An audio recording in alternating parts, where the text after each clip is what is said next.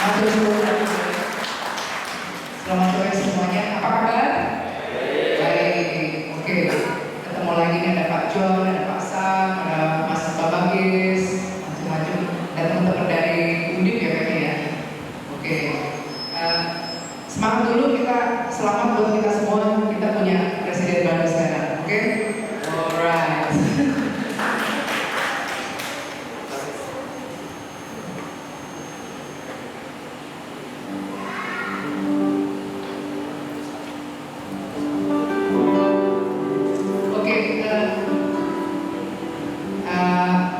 Bahasa Indonesia dulu ya, bahasa Indonesia.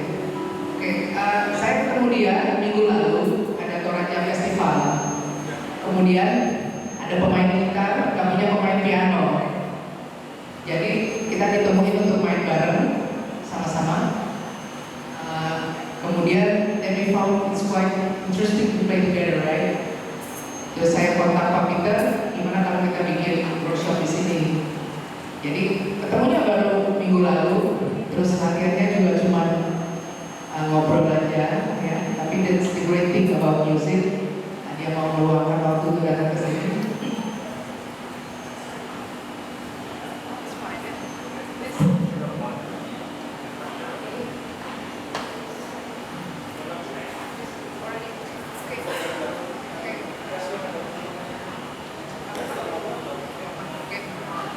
Oke, sebelum kita jalan-jalan, backgroundnya semua yang teman-teman kesini saya panggil Mas Ray ya, dua Mas Ray, today, right? Oke. Backgroundnya Mas Ray ini papanya orang Meksiko, mamanya orang Jepang. Kemudian background awalnya dari klasik, kemudian ke jazz, kemudian ke Latin jazz, kemudian ke rootnya dia flamenco. Jadi dari A sampai Z mainnya.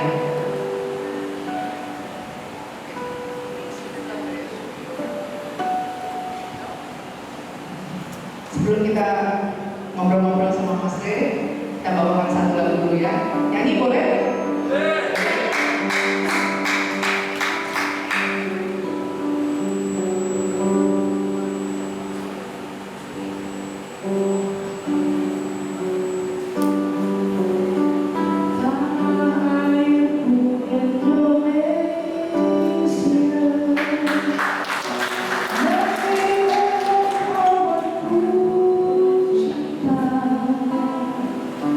Tanah tempat darah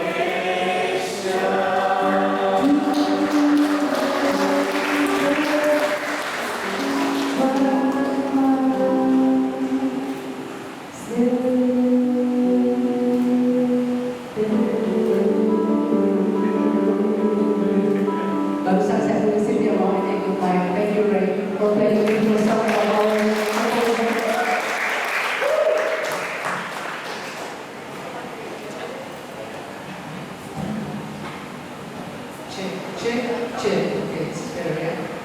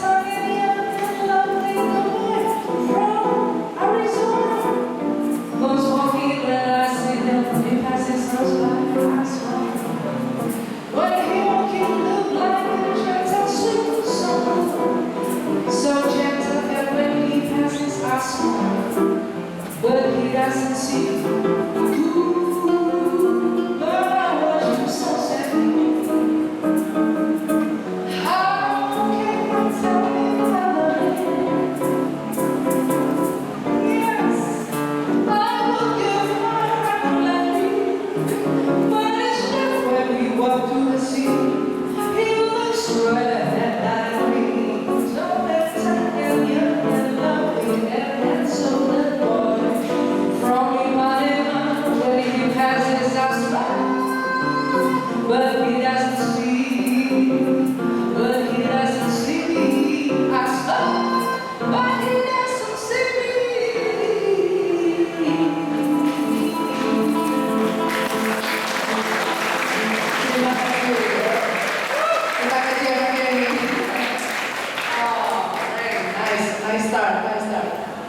Mungkin banyak teman-teman juga tahu ya, banyak juga tokoh di sini, lagu-lagu Brazilian dari Jobim itu salah satu dari jenis Latin jazz ya. Sebelum kita mulai ngobrol-ngobrol sama Mas Re, bagaimana Pak Peter, kita buka sesi pertanyaan dulu, mungkin ada yang mau ngobrol-ngobrol dari media atau dari guru-guru, nanti kita bagus nggak Mas Re? Tahu ya? Ganteng nggak? Oke. Kita buka sesi pertanyaan dulu. Maybe they like to ask some stuff to get to know you first, ya. Silakan monggo Pak Peter mungkin dari wakil guru, mungkin dari tokoh-tokoh muslim.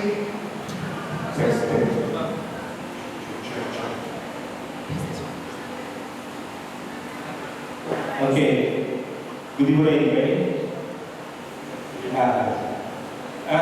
Mbak Rita, setahu saya nggak sore ini coba sekali karena saya nggak kenal lagi. Kalau selama ini saya kenal Sandoval itu dari Abdul Sandoval, pemain trompet. Saya kemarin ini dia bersama Bos Bin. Wah, ini adiknya Abdul atau saudaranya? Oke, baik Sandoval. Saya pikir perpaduan antara Japanese dengan Meksiko sangat kenal sekali. Apakah nanti saya akan mengenalkan juga elemen-elemen Japanese itu ke dalam rhythm Meksikan atau enggak, atau dia punya rule sendiri ya, seperti Mbak dikatakan tadi. Jadi apakah karya ini nanti akan punya warna musik tersendiri, saya nggak tahu. Saya kira saja Pak. Terima kasih.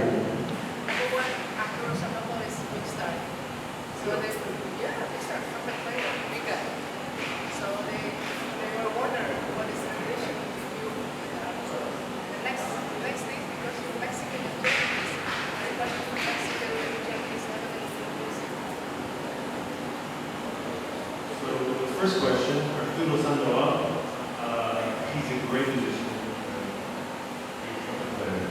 but unfortunately I'm not related to him. He's Cuban, and I'm Mexican, so maybe way back, perhaps, there's some connection, but as I know, there's not related to Arturo Sandoval. He's one of these great musicians, one of my favorites. When I was younger, I listened to him a lot. He had a band called Ina Guerra from Cuba. If you have a chance, look them up. Ina Guerra, 1970s. It's like fusion in Cuba, and he's playing trumpet. And technically amazing, has high notes, great tone, as you all know. In some way, he does feel like an uncle. You know, as musicians, you grow up listening to great musicians, and the way you learn is by listening, playing, and I listened to Arturo Sandoval when I was younger a lot, especially his soul records in the early 90s, late 80s. So he's kind of like an uncle. That's what music does. You listen, you learn, you practice, you play. So that's for Arturo. The second question. Jadi dia sama Arturo Sandoval nggak saudara, tapi memang family name itu ya kayak kita aja lah, Situmora itu saudara juga, tapi family aja. Tapi menurut dia tetap aja itu buat saya itu om saya, karena dalam musik kita berguru kepada yang lebih tua dan itu buat kita seperti saudara-saudara. Karena kita dapat banyak inspirasi ya dari beliau. Oke?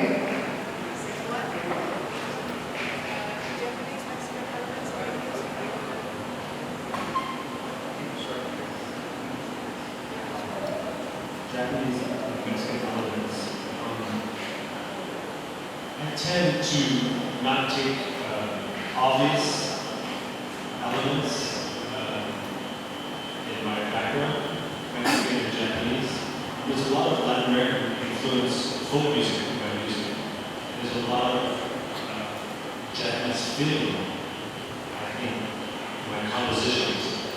But I don't take obvious, for example, I don't take a koto with a song and try to play it on my guitar. I'm more subtle.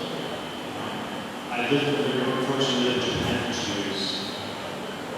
And that experience affected me, and hence it affected my music. Mexican elements, definitely. My father's Mexican. I grew up in Arizona, in the United States of America. And that part used to be Mexico. So there's a lot of Mexican influence. So that was, if you know American, I really don't feel Mexican. More than Japanese, I think. I'm not sure. But the folk music of Mexico has a big influence on myself and music. Oke, kalau Japanese influence, kalau dari instrumennya tidak, tapi karena dia pernah tinggal di sana, makanya orang sana, kehidupan spirit of Japanese itu ada di lagu-lagunya.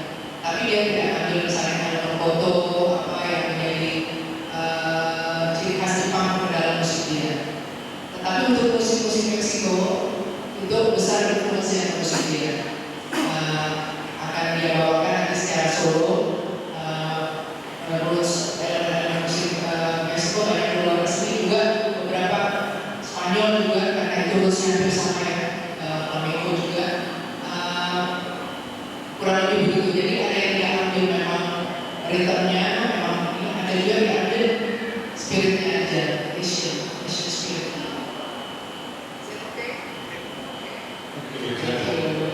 Terima kasih Mas Bambang.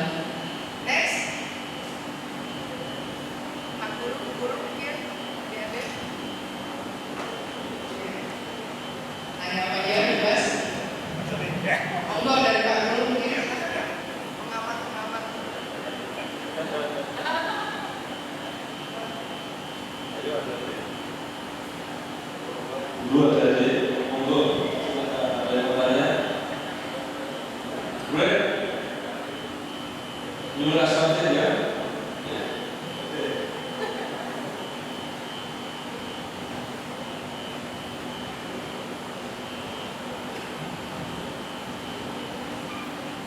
Yeah, okay, I'll ask a question. I would really like to know how much time do you spend practicing versus how much time you spend actually writing music? I want to know the ratio. Himself, right? Yeah, right. Okay.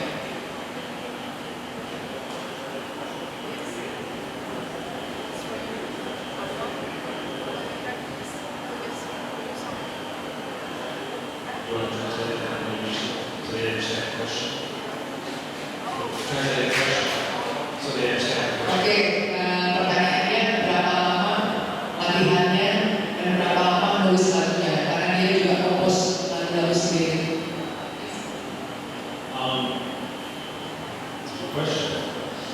It's difficult as traveling and teaching and playing. I would love to have a regular schedule as far as my practice and composing. But I don't. I think these days now, I don't practice much. As you get older as a musician, you really sit down and play scales. I did countless hours of that when I was younger. It's more conceptual for me now. So that it's ideas that conceptual and the ratio. I mean, I practice, but that's actually, especially in improvised music, it's kind of composing on the spot. So concepts, ideas, and there's times, for example, if there's a hard piece that I have to play for a show, I will definitely sit down and practice the technical aspects of it. But then that's very little compared to the amount I attempt to formulate ideas. Does that answer your question? Yeah, that's good.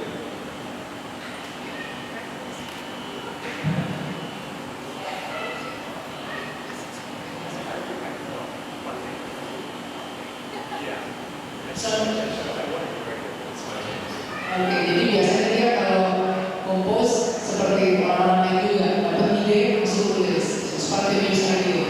Nah, jadi teman-teman tahu dia seperti tulis seperti rekaman. Oke, thank you. Mungkin kita dengarkan dulu because we know your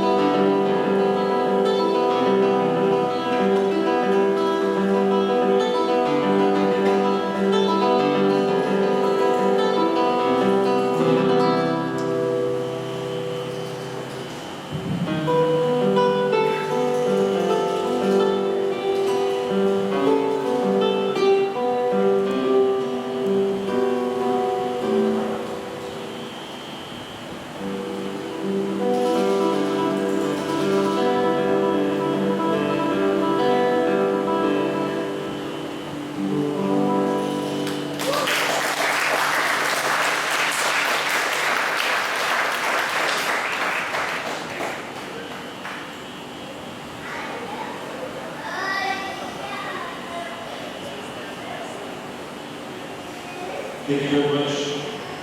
That show was called House in Abu Tor. Abu Tor is a neighborhood in Jerusalem. I lived there for a couple of years. So, for example, that piece was inspired by our surroundings. It was an old Arab house, actually, Arab house. And a lot of reflections. A lot of art, like the floors are like this. And so when you play acoustic guitar, the sound would sound really, that would be natural reverb. It would sound really big. And that song was inspired by me living in that house and my surroundings. And I lived in Jerusalem about 7 years ago. I wrote that piece. Jadi lagunya ini judulnya Rumah di Abu Tor. Abu Tor itu suatu tempat. It's a church or what? It was just the house I lived in. Just a house. Old Arabic house. Di Yerusalem. Dia pernah tinggal di situ. Jadi dia bikin lagu selama dia di situ. Cantik lagunya ya. Jadi lagu mengenai orang dia selama tinggal di Abu Tor. Ngomong maybe?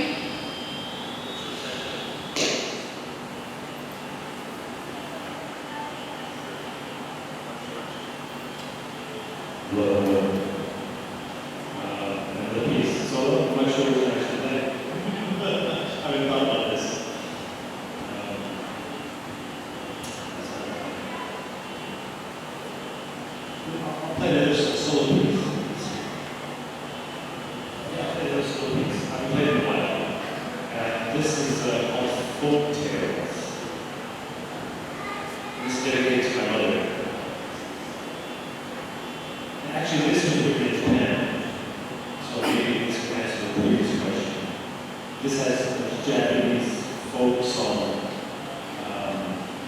inside as a basis for the composition.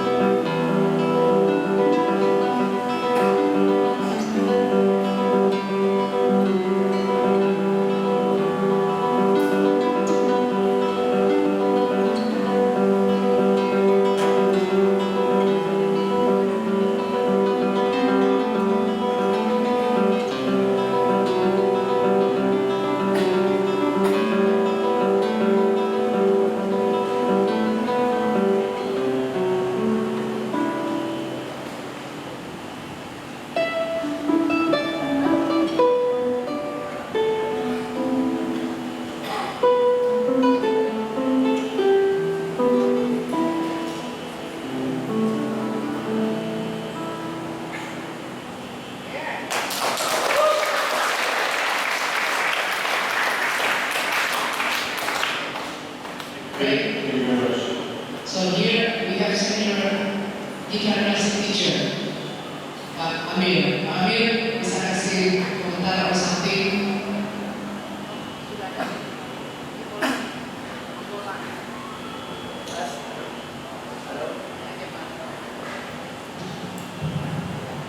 Halo.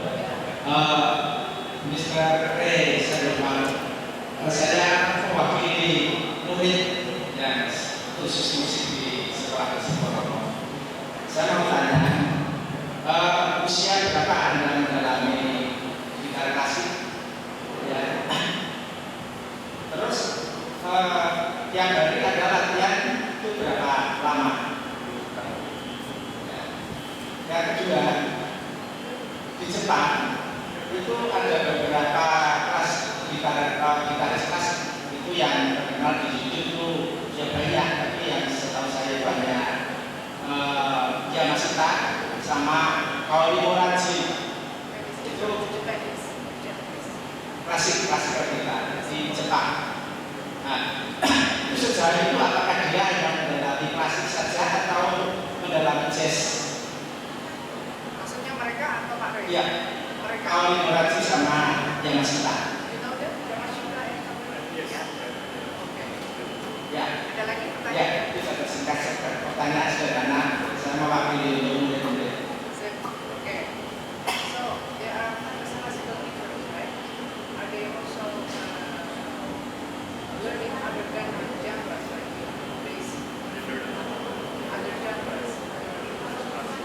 Okay. Okay. Pertanyaan. Cek pertanyaan pertama dari Pak Amir. Pertanyaan ketiga sebenarnya. Oh, Mbak Amir dari dekat Mampu. Ada gitaris klasik yang sangat terkenal di Jepang, namanya Yamashita dan Moraji. Nah itu Moraji itu lah. Oke. Nah pertanyaan Pak Amir, apakah mereka hanya mendalami klasik saja atau juga mempelajari yang lain-lain seperti training, ya kan belajar flamenco, belajar yang lain-lain, maybe you know them, you can answer.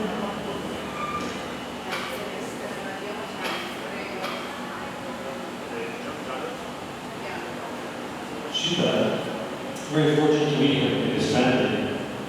His wife is a great composer also. I met them in Spain and had dinner with him one evening. They're a very, very talented family. But as I know, they're mostly doing classical music. Classical music is extremely, takes a lot of time to play on the international level and a lot of practice. So it's hard to do other genres within the classical world.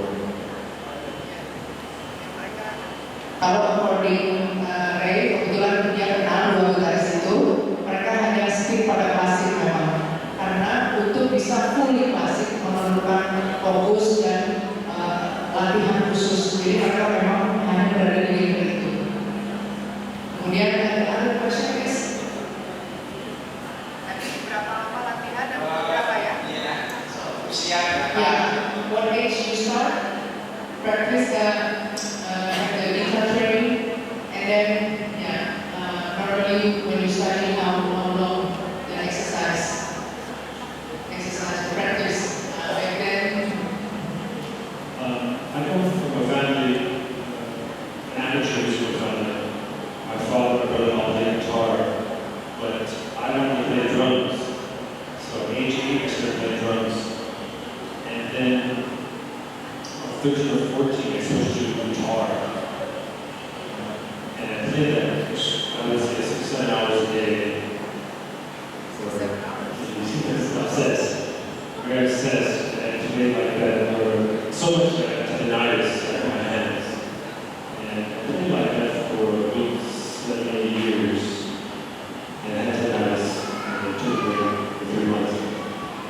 But as far as scales, I was to practice so much, I'm sure you do the same in your training, right? It says, but not now, as much. Guitar, 13, 14, my brother John. oke, mulainya sebenarnya cukup telat ya, 13-14 tahun. Karena biasanya kalau klasik kita mulai 4-5 tahun ya, balita biasanya. Dan latihannya cukup keras, 6-7 jam satu hari, kurang lebih itu hari begitu. Jadi dia start dari klasik dulu, ditekuni dulu,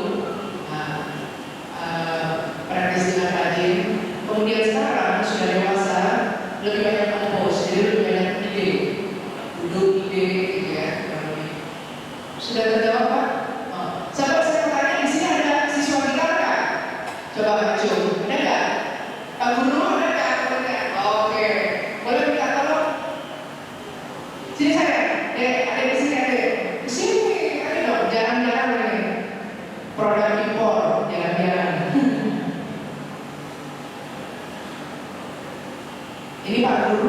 student Pak? Hah? Robert?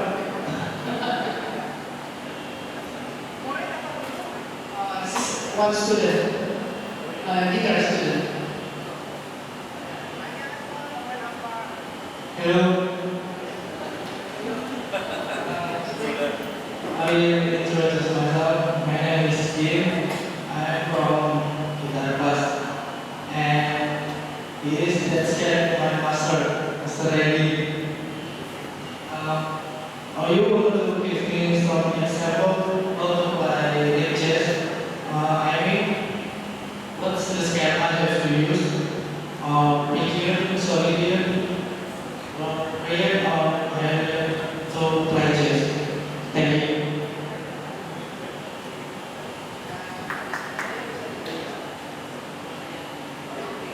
What's about notes? It's asking like region, Miscellanean, Longrian, application, input. For jazz, Improvisasi atau Oh, improvise scales. Yeah. That's a good question. Thank you very much for the question. Jazz music has a lot of complex harmonies, so there's no width really. It seems like a width, but for example, you have to know your scales at first, like anything else, and you apply them, you practice a lot, and then you forget them. Does that make sense? You need to be on the level, for example.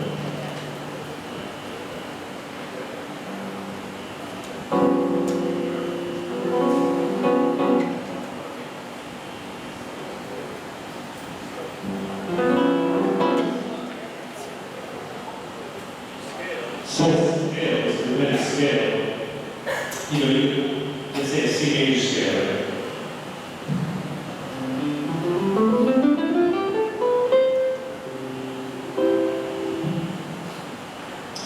If you're talking about modes, you can play the C major scale over a D minor chord, for example.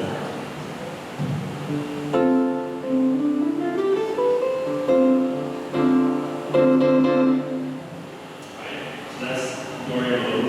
I used to think that way, but it's hard for me to actually think that way. It's important at first. If you play Phrygian, you play C major scale with that.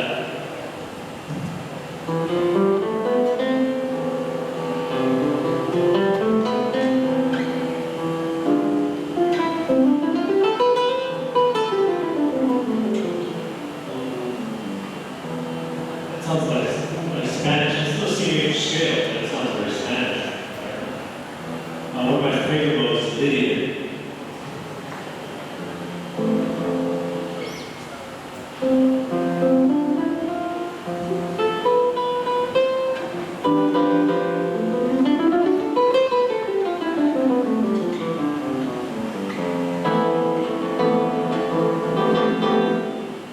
Right, so basically, I just pointed out that changing. It's the same scale, but different chords underneath it. So to play on the ear, sometimes you hear, what does that sound? It's really the C major scale, very simple. But the harmony underneath is changing. Does that make sense? Ya, jadi Mas siapa tadi Mas? Mas Jim. Oke.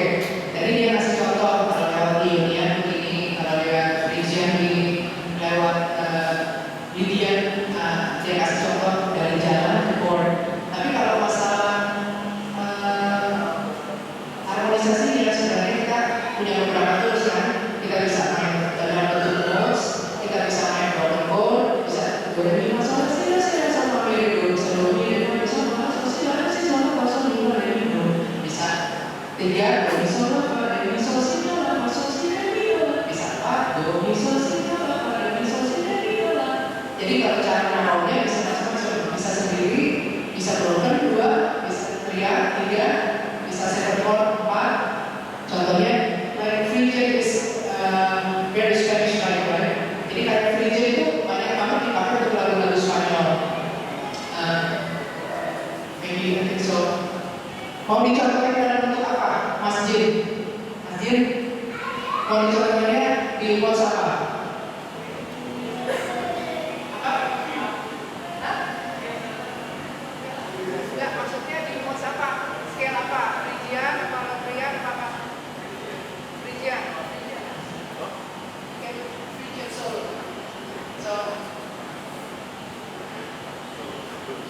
originally mode, it's not often expansions of Windows. It's a C major with a G sharp in it. You give the example of G sharp.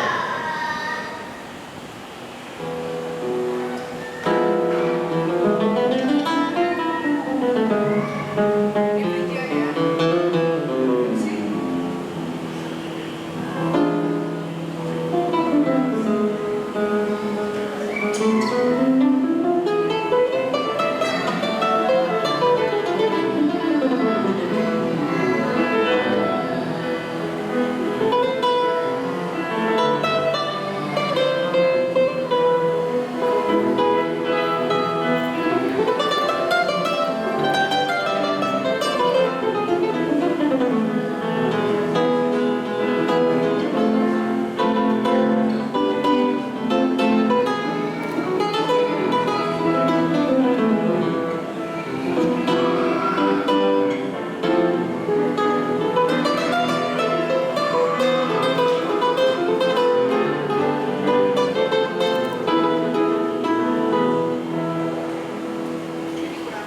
Cek kurang lebih begitu. Bisa dimainin jalan dulu. Pak. Kalau boleh yang bisa, jadi ada yang main dalam bentuk scale, kemudian ada yang mainkan roller ball.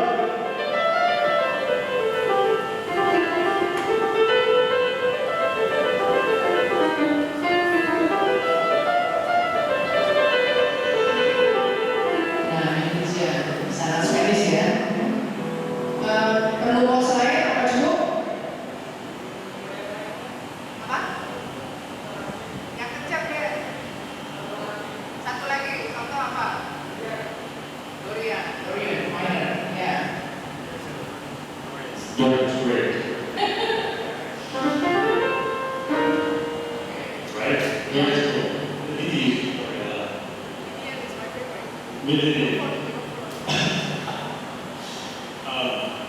Let's go to the G Dorian. Dorian's fun because I'll play the G major scale. We'll play Dorian.